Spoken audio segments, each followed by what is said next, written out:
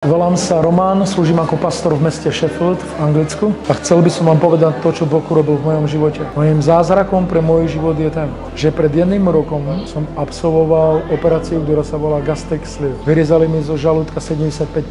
Mal som nadváhu 175 kg, preto som chcel schudnúť a šiel som na tú operáciu. Po operácii 2 týždne som šiel slúžiť a kázať, kde som počas kázania praskol. Hneď som ucítil, že krvácam a je zle.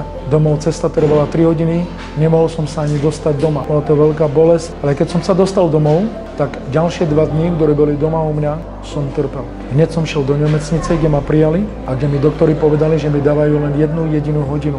Chceli urobiť ďalšiu operáciu, kde by to bolo hroznejšie a pre mňa by to bolo úplne koniec. Ale celá cirkev sa začala modliť, začali hľadať Pána a niečo sa stalo. Doktor povedal hodinu a keď sa cirkev a bratia a sestry po celom svete začali modliť, do 30 minút som zažil zázrak. Ja som bol uzdravený hneď na tom mieste. Čo sa stalo?